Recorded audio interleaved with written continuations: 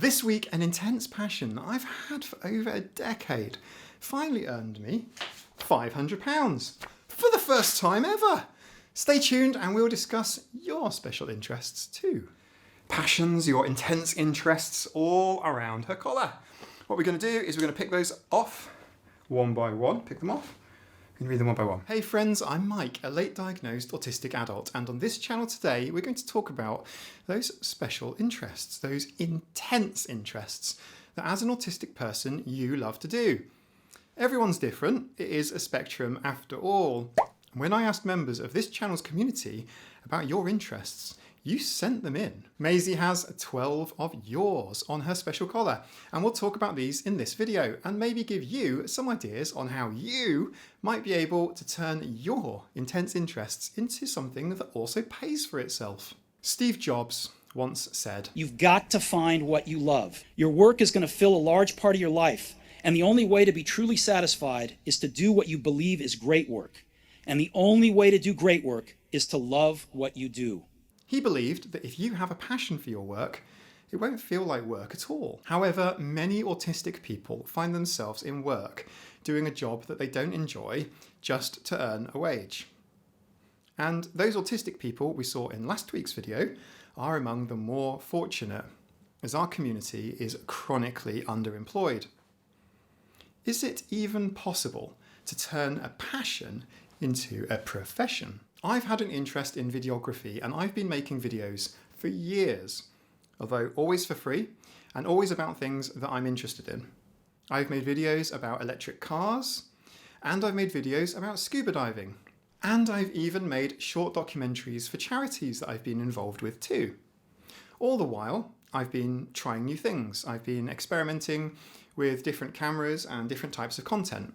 But it's always just been a passion, an interest that gives me a welcome distraction from my usual profession on this desk over here as a software developer. I mean, I'm not complaining, okay? I've done lots of really cool projects, but even so, I just cannot get excited about NHS systems or policing computers or even defence, yet alone construction or payroll software. It really just isn't that exciting to me. On Wednesday, I had a message from a friend telling me that a TV celebrity, an explorer, a broadcaster, a former Royal Marine, and now turned marine biologist, was coming to the area where I live. The local government wanted to make a film about his visit. However, their usual filmmakers were all away on other jobs.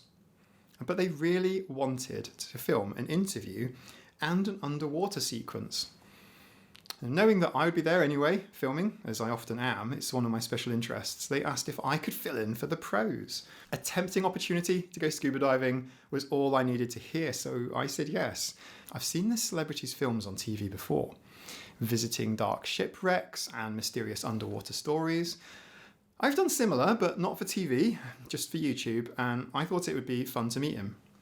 I have filmed interviews before, but again, it was mostly just for free. But I'm self-employed, and when I do these things, I'm taking time out of my day job and pursuing my special interests. It actually costs me money, and sometimes, as an autistic person, I've got so into my special interests that aren't making any money that I've ended up running into financial difficulties in the past. It's one of those things that, as an autistic adult, I need to be actually interested in something to actually engage with it. And my special interests are so-called for a reason. How do we manage our time between what's interesting and fun versus what's boring but essential? Let me know. Still trying to figure it out. I arrived early and was met by someone from local government who said that they needed the final edit of this film to be played at an awards dinner tonight. The same day, like in a few hours. But because of that, they were willing to pay for my time. They really wanted me to do it. Now, just the fact that someone offered to pay me to record an interview really surprised me. I hadn't considered filmmaking as a profession before, and clearly if their first 3 choices for videographers were available, I wouldn't have had the call.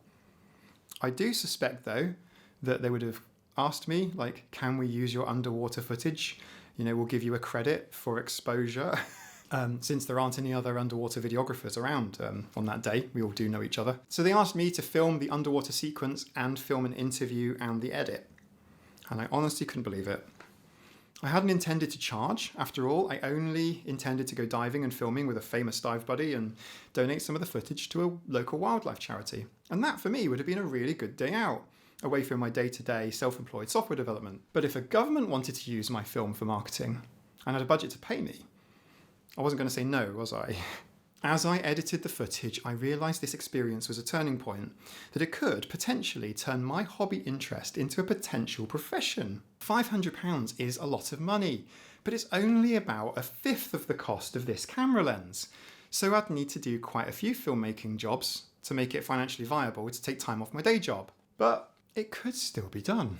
I'm still very revenue negative on my filmmaking, mostly because I'd previously taken an attitude that it's just a hobby rather than a business. And my films were on par with like student films, so there's no way I thought I could make any money from them. My core business is in software development, but it was really nice to take a day off from my profession for a day for my passion. Does that make sense? So, what could this mean for you? Last Sunday, I talked about my model of employment. Following your special interests into a career can be challenging, as it's generally unlikely that the interests that we have got commercial potential. It's unlikely, but not impossible. So being able to earn something, even if it's only a token amount, gives such a powerful psychological boost to keep going. It's worth saying yes to anything that you can do in just a day. Do you like crochet? Well, maybe you make a little cute mini plushie and get it on eBay.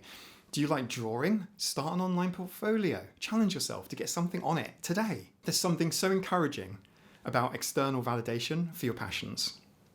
On that subject, thank you so much for all your comments. It's incredible. It's what's really weird is the first few videos I did on this channel, it felt weird just talking to a piece of glass, just talking to a camera lens in front of my face. But now it feels like I'm talking to you guys. Like, you know, we've had some good conversations. I recognize a lot of your usernames, and it's really nice because it's like I'm talking to people, and talking to like 800 people, 1,000 people. It's real strange. I mean, I started this channel a month ago, literally just a month ago. Wow. Anyway, aside from that, Peter McKinnon launched into his full-time YouTube career after making just 55 cents. And it isn't just about paying the bills, but having something that we can do that we find fulfilling and regenerating. Last week, I asked you to write in with your intense passions, your special interests. And you did exactly that. So around her collar, we have all of your interests. And we're just going to read them now. I'll have the first one. Let's go for this one here. Okay, here we go. The first one is from SASG48888, who has an interest of collecting fountain pens and finding the perfect ink. Can relate to that. I do like my journals. The problem I've got is my handwriting is really, really bad. Do you ever start a journal or a notebook with like really, really neat handwriting? As you can. And then it slowly starts to get worse as you move on until you end up with something that looks like this. Thank you very much, Daye, for sending that in. Hey, we have one from Nagito Komenida. The Danganronpa games. Writing fan fiction and drawing fan art. Love to see some of your fan art. We've actually had a little conversation in the chat actually about Danganronpa.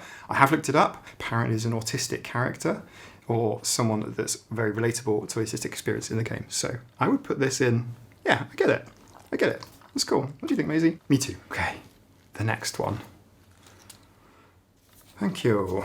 From Willowshay1471, who likes music and dancing, writing, and learning about autism. I'll be perfectly honest, this year, I think I've defined this as my learning about autism as well, actually. So I'm really there as well. Music and dancing, I think, is fantastic. There are so many people in the music and dancing space. Paige Leal is a famous autism YouTuber, and she does a lot of dancing and seems to think that everyone in that industry is kind of autistic, or it seems to attract a lot of autistic people because we like to move and we like to do all that stuff. So that is really, really good. Thank you so much, Willow Shay, 1471. Okay, we have From Barilyn8959, we have history and context. And I'm really sorry, Barilyn, I thought that you were in the UK, not Mexico. Mexico is loaded with history. I don't know a huge amount about it, to be perfectly honest. The place where I'm at actually has quite a bit of history. This house itself is like 500-600 years old. It's like proper old. You do feel it in the winter sometimes, I'll be honest, hence the dog. I've been really interested in the birds around, the songbirds. And when you learn their songs, you kind of go on a nature walk and you can understand. You can kind of go, oh, that's a robin, or oh, that's a jackdaw. And you go, and you kind of feel like you sense more. And understanding the context of the history, I'm sure that's exactly the same. For me, a lot of the time, it's just really old stones and stuff, but I like this. SleepyAnt580 says, maps, bicycles, video games, and space rockets. That is a decent little selection there. I really like those things as well, especially space rockets. Did you see the SpaceX launch yesterday? Amazing. Okay, what else have we got? We have from China to Synthit. Did I say that right? Metal music, guitars, running, video games, and autism. I actually relate to autism, special interest right now, as do a lot of you, actually. Thank you so much for tuning in. I really appreciate it. Metal, Metallica, yes. What are your favourite metal bands? Let me know. I like Metallica. Is Linkin Park metal? Oh, this one's got dog training on it. Okay, so Helen Edwards, Hammer Dulcimer, dog training. Do you think you could train this one? Aren't you good? Yes, you are. Boozy Does It, 76. Photography, photo editing, music theory, motorcycle, and trains. There was another one, a little bonus one. From Aussie Jubes, researching 40s to 70 aesthetics. Interesting. Simpler living and collecting. How does simpler living and collecting work together? Perhaps you could tell me? Thank you so much. Oh, she dropped one. Joel B229, who says, singing, organisation, and minimalism. Nice. Thank you, everybody, for writing in with your special interests. And it isn't just about paying the bills, but having something that we can do that we find fulfilling and regenerating. If you like this video, here's last Sunday's video on employment as an autistic person. Now, I have read all of your comments, and I've added all the videos you've requested into the comment section of my video backlog. Please stay subscribed. Stim the squishy notification bell. I don't know, what is that? What am I doing? And I'll see you all soon. Bye.